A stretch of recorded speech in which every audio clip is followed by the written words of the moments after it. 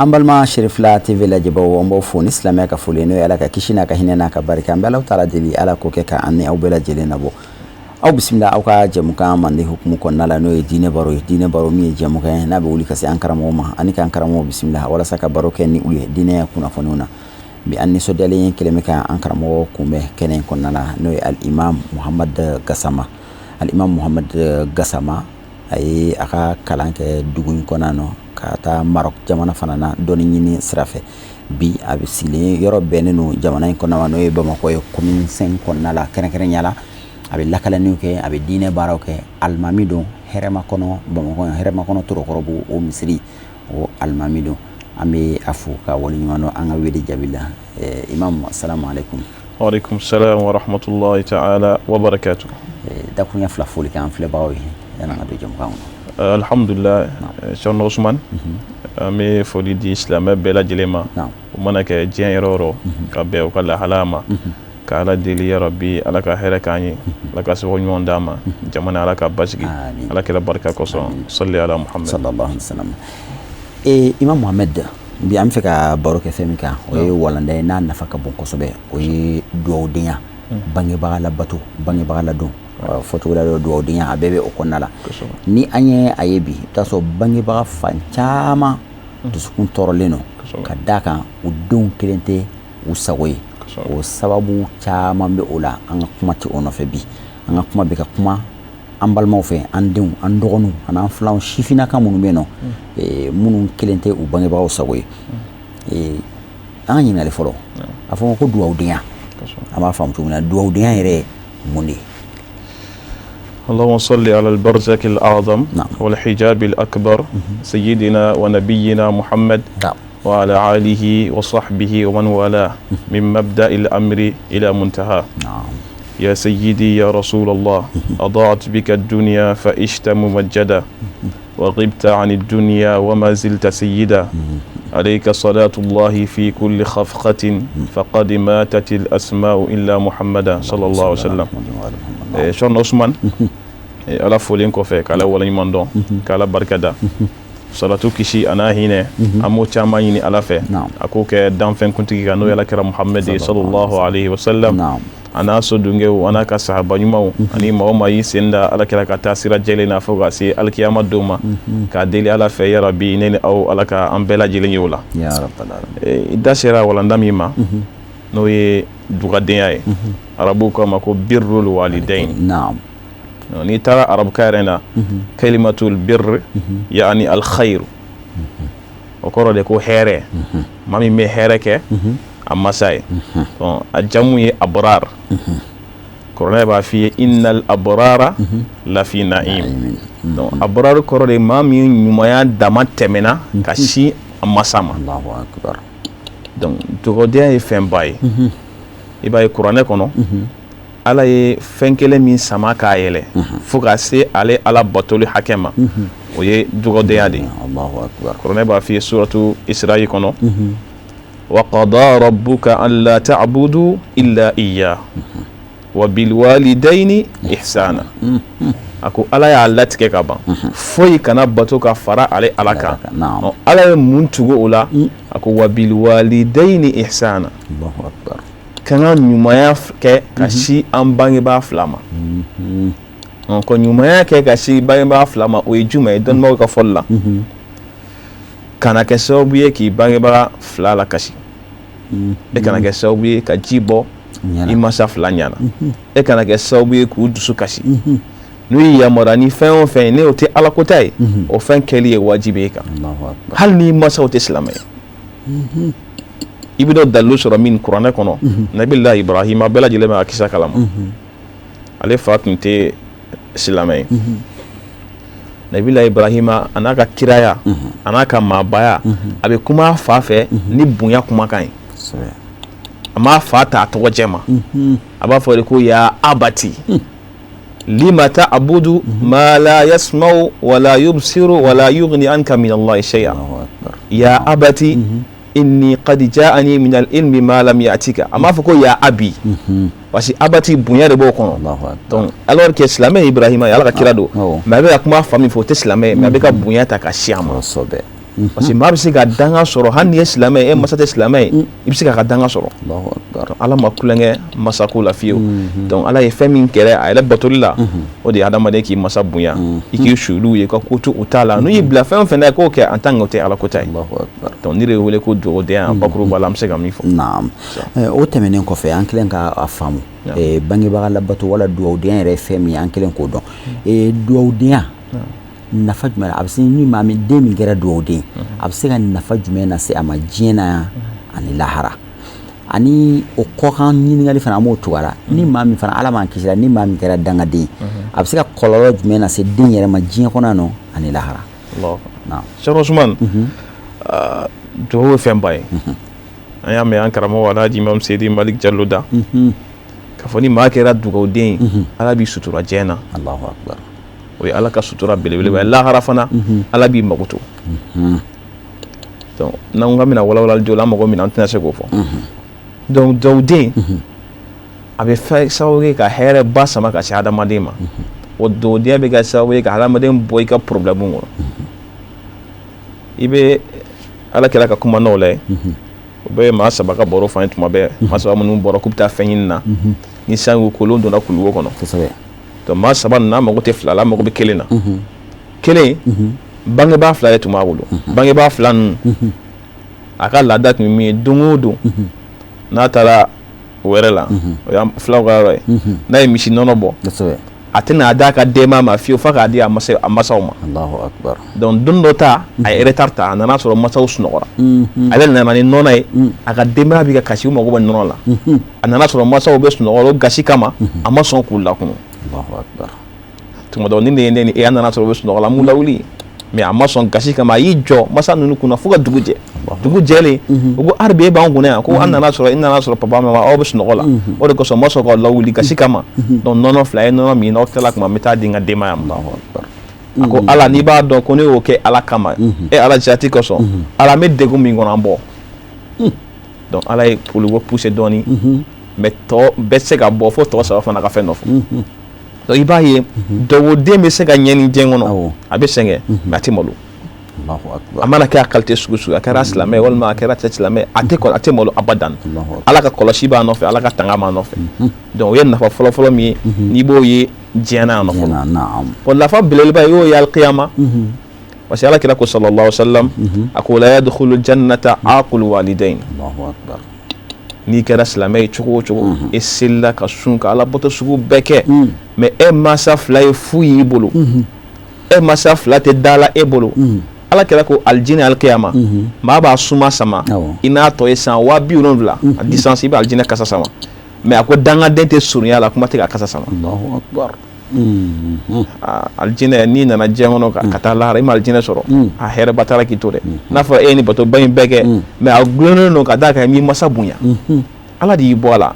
ala tun bɛ se k'i nasira wɛrɛ fɛ ka sɔrɔ tɛ kuluw bɛ yen jiriw bɛ yen ala m'olu bɔ fɛn na mais ala y'i bɔ dɔ de fɛ donc f'i k'o de bonya k'i suyolo ye ka ko t'o t'a la n'o kɛra e bɛ ka min ɲini ala b'o d'i ma ala belebele alikiyama o ye ala ka alijinɛ ye alijinɛ donni o de ye hɛrɛ belebeleba ye an bɛ ala deli ala k'a di an bɛɛ lajɛlen ma ni min ma kɛ o ye dun a kusu fana dangaden fana a bɛ se ka kɔlɔlɔ jumɛn lase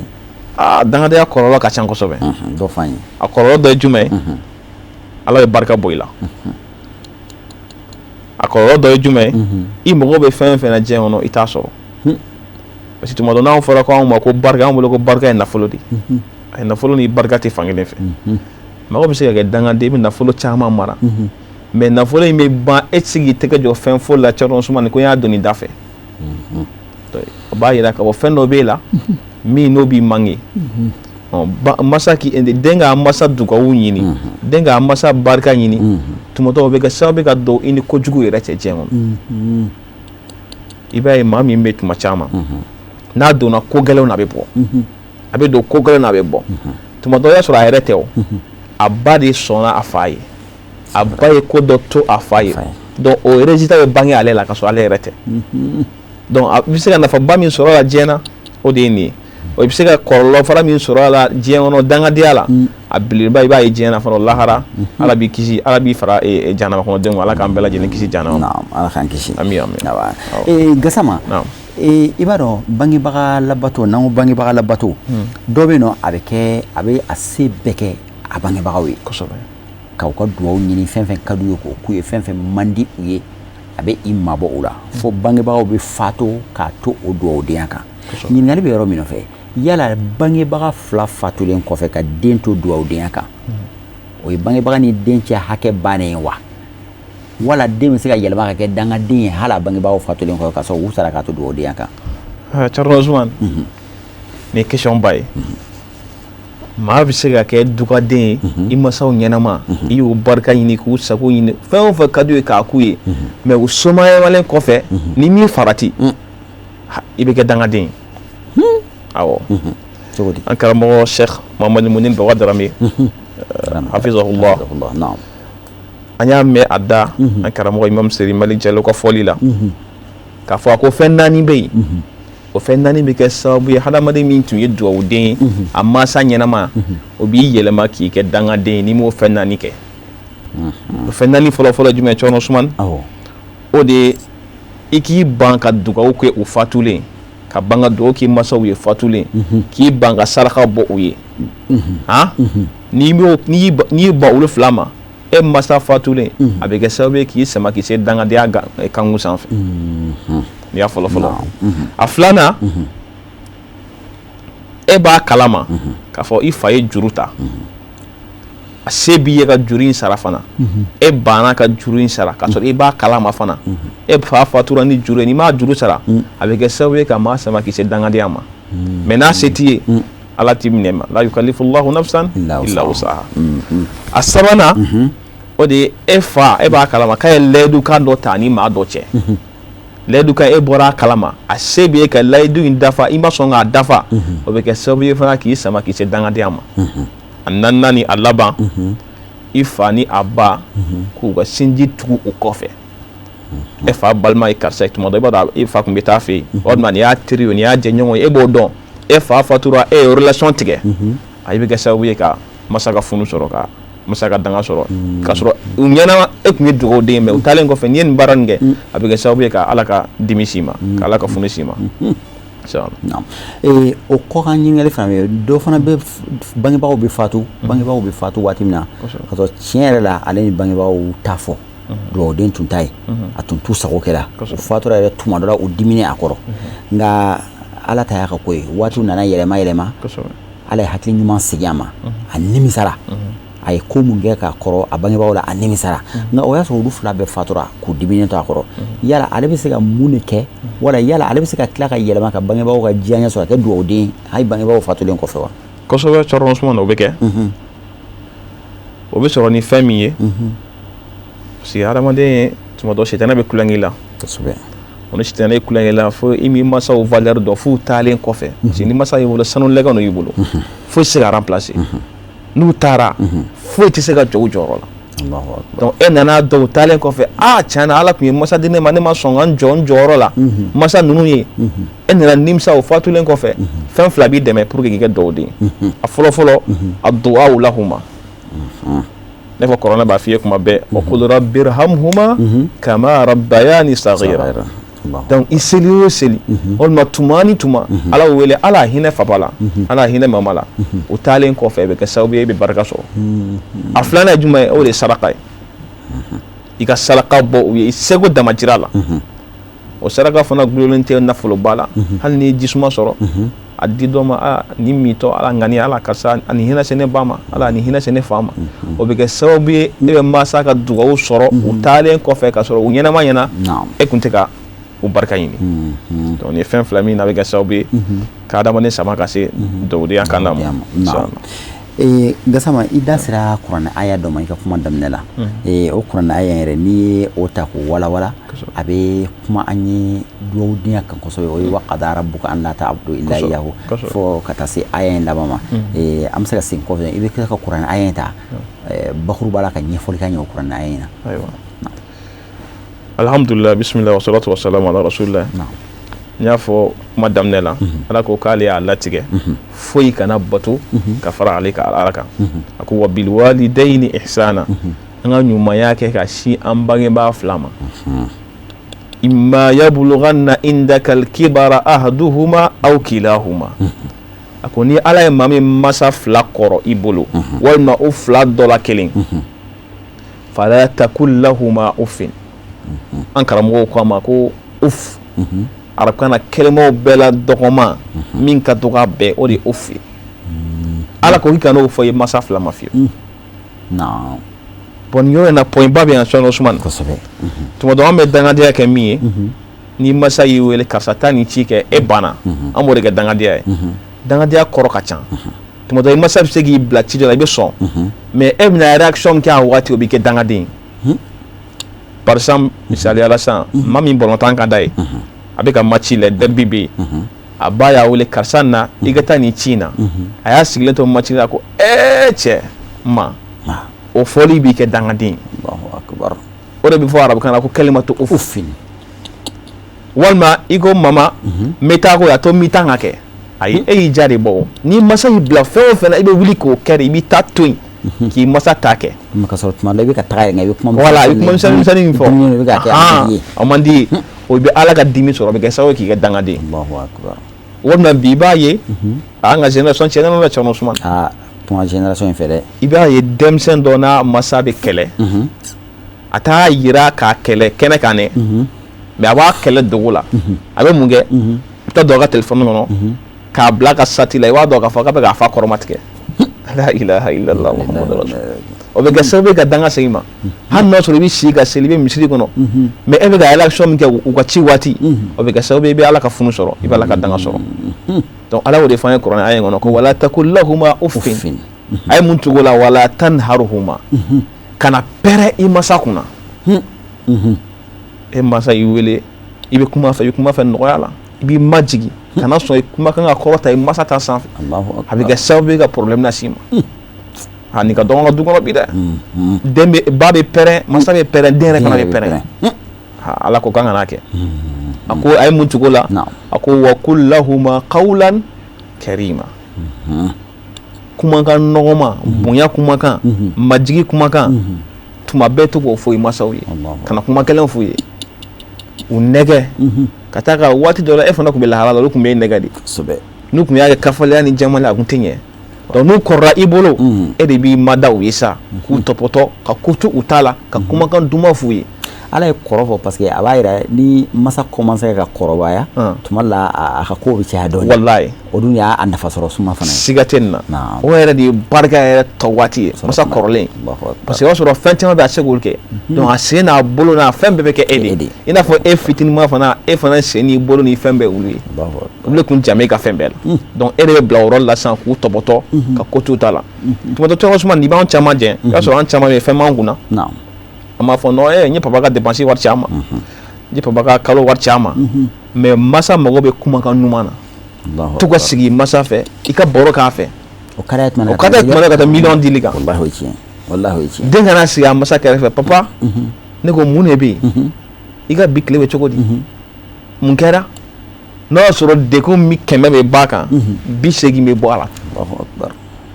o de bɛ masa caman jɛn bi i b'a ye masa caman bɛ o degunnen don so kɔnɔ a b'u ta ka taa n'o dɔgɔtɔrɔso la a bɛ taa analyse ka résultat ye dɔw yɛrɛ ko dabali don dabali tɛ dɛ dusukasi de b'a la parce que i bɛ sɔrɔ an masaw bɛ so kɔnɔ barokɛba t'u la ɲɛnajɛba t'u la foyi u kelen fililen b'u ka so kɔnɔ hali n'i ye fɛn bɛɛ di a ma o lahala tɛ lafiya tuma dɔ la i sigi a kɔrɔ 5 minutes 10 minutes a ka baro kɛ o leçon o bɛ kuma min f'i ɲɛna o bɛ cours min d'i ma wallahi tuma dɔ o tɛ kalan université la wallahi ni tiɲɛ nin b'an caman jɛ kosɛbɛ an bɛ ala deli ala ka nin faamako ɲuman da ala kɛra barika kosɔn ka sɔrɔ n'i sigira a kɛrɛfɛ i bɛ wuli walandaw sɔrɔ a bolo walandaw i y'a fɔ cogo min minnu tɛ sɔrɔ université la a bɛ se ka kitabu caman kalan a ɲɛnamaya kitabu o kalan a bɛ se k'o bɛɛ di e ma parce que ale tɛmɛna lahala dɔ la e ma se o ma ale y'a vécu ale ye fɛn dɔw ye e m'olu ye e mana kalan cogo o cogo e se ka bolo kalan donc hadamadenya diɲɛlatigɛ yɛrɛ ye kalan de siga t'a la n'i sigira a ka ca la i b'o faamuya ala kɛra yɛrɛ b'o fɔ an y'a kumakan na sallallahu alaihi wasallam a ko alaykum بمجالسة الحكماء بمجالسة العلماء واستماع كلام الحكماء أكو ما أوما أكو تقصي دون بوفة كبروكة كودوناو ما مشي كورو يبو كودو يو بس يو دون دو يموي دون تقصي يو فكوا فندو فيه على كلا كونو كرا وبدوس كون سالين ينامايا إنا فو سانجي بدوس دوغولو سالين ينامايا شكومي ni ala kira ka kuma kan sallallahu alaihi wasallam Imam Gassama n'a fɔra sisan i yɛrɛ ma ko bi denmisɛnninw an ka bi génération n'a fɔra ki e ka ladilikan di i ka bi génération ma u hakili to bangebaaw la ala ye e dɛmɛ e ye diinɛ kalan kɛ i mɔna diinɛ mɔgɔw de kɛrɛfɛ i ye olu ka lamɔ dɔ ta nka e filankulu caman bɛ yen nɔ minnu t'o milieu kɔnɔ u ma diinɛ kalan kɛ u ma mɔ diinɛ milieu kɔnɔna la e bɛ se ka mun de fɔ olu ye bangebaga labato la alhamdulillah an bɛ min fɔ an ɲɔgɔn denmisɛnw ɲɛna ni funaganiw ɲɛna bangebaga labato la o ye u k'u cɛsiri hadamaden mana diɲɛ jɔyɔrɔ o jɔyɔrɔ sɔrɔ ni barika t'i la i b'a ye ni kalanna cogo o cogo ni barika t'i la a bɛ n'a fɔ e ka dɔnni ye i n'a fɔ kinibiyɛn gansan n'a t'a la wallahi hali ni maa min ye duguma kalan kɛ n'ale ma bɛrɛ kalan ni n'a cira ɲɔgɔn na dɔnni bunnaku la i bɛ taa duguma ni barika b'a la ka tɛmɛ i kan donc hadamadenya taalan ye barika ye an bɛ cikɛla min bila an ka génération mɔgɔw ma ne ye denmisɛnw ye kuma surunya la i b'a ye an ka denmisɛnw ni sigilen bɛ bɔlɔn kɔnɔ teda wulila ko baara tɛ yen jɔn tɛ sigilen sɔrɔ yen ka baara kalifa i la n'i kɛra e ka kɛnɛ ala y'i da i sen ka kɛnɛ i bolo ka kɛnɛ e ye baliku ye kana sɔn i ka kɛ denu ye i bangebaaw kunna ala kira ko la takun ala nasi killa kana kɛ degun ye i bangebaaw fila kunna wuli i ka fɛn dɔ kɛ yaasa i masaw fana ka lafiya e kosɔn mais e baliku cɛkɔrɔbatɔ kamalenkɔrɔ hali bi e ka ekɔli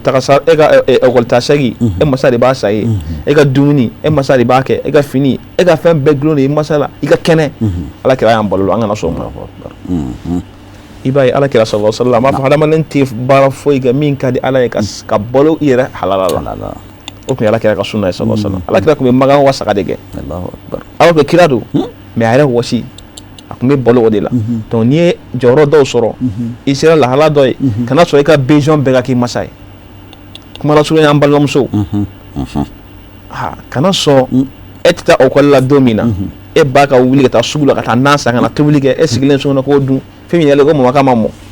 kana sɔn e bɛ taa ekɔli la don min na e ba ka finikola wele ka finikola sara o ka e ka finiw ko walima e ba yɛrɛ ka wuli ka fini ko k'e to du kɔnɔ e bogotigini falen o ma ɲi ma hali ni masa m'a f'i ye a bɛ kɛ sababu ye k'ala ka funu si ma parce que tuma dɔ an bɛ ka danga kɛ min ye e ba yɛrɛ k'a fɔ ko karisa e tɛ kɛ fɛn ye o tɛ danga ye dɛ n'i y'i ba dusu kasi hali n'a ma fɛn fɔ i b'a la ka danga sɔrɔ wa n'i y'u la ɲagali hali n'u ma dɔw k'i ye saba Usumani o ye ala ka dɔw sɔrɔli o ye barika sɔrɔli donc an bɛ min fɔ an jɛɲɔgɔnw ɲɛna an ka fɛn dɔ kɛ an masaw ye an kana sɔn u ka ɲɛni u ka tɔɔrɔ k'a sɔrɔ anw se bɛ anw ye tumana min na an bɛ se ka fɛn bɛɛ kɛ a t'an tɔɔrɔ i sɔn o waati bangebaaw ka lafiya e ka wuli ka cɔ i bɛ se fɛn min na i k'o kɛ nka n'u tɛ yen don min na i b'o nɔ ye an bɛ i fo k'i wale ɲuman dɔn Sheikh Mohamed i bɛ kuncɛ kuma fɔ an ye ka dugawu kɛ an ye an bɛ baro in kuncɛ o kan alhamdulillah an bɛ kuncɛ kuma minnu fɔ Cɔrɔnɔ Usumani jamana in mako bɛ barika la kosɛbɛ parce que barika ye fɛn bɛɛ lasulu ye ala kira yɛrɛ de ye barika lasulu ye parce que n'i y'a ye ko lamɔw tiɲɛna jogow tiɲɛna a bɛɛ ye barikantanya de ye parce que ni lamɔ bɛ du kɔnɔ dɔgɔnin b'a dɔn a kan ka kɔrɔkɛ bonya cogo min na donc den b'a dɔn a kan ka masa minɛ cogo min na kalanden b'a dɔn a kan ka karamɔgɔ minɛ cogo min na baarakɛden b'a dɔn a kan ka patron minɛ cogo min na bon ni nin bɛɛ kɛra soroba ɲagami ye donc dugu bɛ ɲagami donc i y'a ye fɛn bɛɛ la sulu sigilen don barika de kan n'i y'a dɔn karisa ye ne ka maa min ye karisa ne ka bonya kan ka s'a ma i b'a bonya n'o kɛra i b'a barika sɔrɔ tuma dɔ maa bɛ se k'i kɔrɔkɛ yɛrɛ barika ɲini masa barika tɛ masa dɔrɔn ɲini walima ne bɔra maa min dɔrɔn la dɛ mɔgɔ o mɔgɔ y'i fa filan ye i ba filan ye i b'o barika ɲini i b'i kɔrɔ barika ɲini i balimamuso barika ɲini mais tuma dɔ olu de sɔrɔ ka gɛlɛn masa yɛrɛ ta sɔrɔ ka teli parce que an b'a ye masa ye ko kan ka to o t'a la mais balimakɛ ni balimamuso tuma dɔ fɛn dɔw bɛ se ka don i n'u ni ɲɔgɔn cɛ donc kɔfɛ adamadenya taalen olu bɛ se ka yafa donc kuma lasurunya an bɛ min fɔ o de y'an ka hakili to barika la o de la an ka fɔlɔ maakɔrɔw sigilen tun b'o de kan bɛɛ an ka maakɔrɔw fɛn caman tun bɛ fɔlɔ u tun b'o gisere k'a sɔrɔ ko gɛlɛn tɛ an y'a mɛn karamɔgɔ da fɔlɔ la ko n'i tun taara Cɔrɔnɔ Musa fɛ yen ni muso min tun taara ko kɔnɔdimi kɛmɛ k'a sɛgɛn a tɛna se bɔ ka d'i ma a tun bɛ min kɛ a bɛ ala tɔgɔ wele kɔlɔsi min na ka caya parce que barika b'o la a b'a dɔn k'a bɛ ala tɔgɔ fɔ nin na a bɛ kɔlɔsi in de su ji la k'a di o muso ma n'a y'a min Cɛrno Usmane kɔnɔdimi bɛ tunu o kun ye barika bon bi n'i ko bi denmisɛnw k'o kɛ a bɛ gɛlɛya parce que an ma fɛn ɲini n'i ma fɛn ɲini i tɛ se ka fɛn sɔrɔ i tɛ fɛn sɔrɔ ala ka fɛn ko ɲuman d'an إن شاء الله بدو كاين أيوة إن شاء الله. اللهم صل على سيدنا محمد الفاتح لما أولك والخاتم لما سبق ناصر الحق بالحق والهادي إلى صراطك المستقيم وعلى آله حق قدره من دار العظيم. ربنا حب لنا من أزواجنا وذرياتنا قرة أعين واجعلنا للمتقين إماما. ربنا اغفر لنا ولوالدينا ولأئمتنا ولمن سبقنا بالإيمان مغفرة عظما. وصلى الله وسلم على محمد وآله وصحبه أجمعين وسلم تسليما. سبحان ربك رب العزة عما يصفون وسلام على المرسلين والحمد لله رب العالمين. أنا بانغباو barka nyini dine ya amla wodi sraka nga hanni ma mi make dine may ke wala nyuman do bagay bangibaaw yi juru nyuman do ida we fenke iye wati mina itsiga funya iyere oni ala e fana sero labi e kanga uga juru sara itsiku uga juru be sara nga ke uma wala nyuman do bagay o wala nyuman do bagay de kan ni sodia la do udusukuna o ni sodia la do ni udusukuna imam da serama financièrement dronté ka fo ko hon dronté tumadola hon o joyrobe ni hon mi o joyrobe ma tumadola tatro du kono deno be no drome tale bulo fentale bulo nga du den to be millionnaire wala milliardaire nga ale mini fenta bulo taso ale be bangi baga du o soro katme millionnaire u bela jirenga kadaka ale de gerle no fala bangi baga la ale de be ka bangi baga sakuna ko be kay aba do mi kare pour ye mo sa ko kay fika do flo mun kadi karsa e mun de mandi ay fiko de do flo ni te gerala ibo don ni ta la me ibo don anga gere anga bangi baga no munu tabu ukoro munu ta balo lembu ko chance bado be uye chance bado bulo ni mo korba ka hakli soro ka ibange ba flat ibulo wala ki bange ba dola kelen to ibulo ko ala yi ka aljina soro sira do dima foni yere banala parce que MC ya aljina beso ibange ba wala wala adola kelen na yi korba ka minto yi on an chama bora ko kalama ka bange ba to ankoro donc munu ta bulo halibi o ka profiter gasama ma chama bembi u ye min dombi u bangebaw talen kofe ni u bangebaw la segin bi kana di u ma u yorom nabi a do be son ka démissionner ku semo bara bela ku occuper u bangebaw la Allahu akbar yani e fana kan nimisa ka se oroma e min tabi kerefe e hakilto ula e ku do nyini ami Allah taala dili ala ka hera kan bele bangebaw mun fatura nga do ku ala ka hina u bele bele mun tawbe balole o shi yani kenan daban ku ma ala ka di ani umma ki yere fana fo ki wole nyumano e ame kuma kunche miya nyebe garbuke parlena amba ananga musoba no e madam Haidara tanti jara tunkara ale de ni fini di ama kanga do ka islamo baroni ay ka dine baro keni ay ame afu ka wole nyumano ka do ke ay fini sutra ala ka nasu ya rabbi amin ala ka nasu ko be kay ka shirifu la de maya bela jelen fu ni roina ka do ke u bela jelen وآخر دعوانا عن الحمد لله رب العالمين والسلام عليكم ورحمة الله تعالى وبركاته.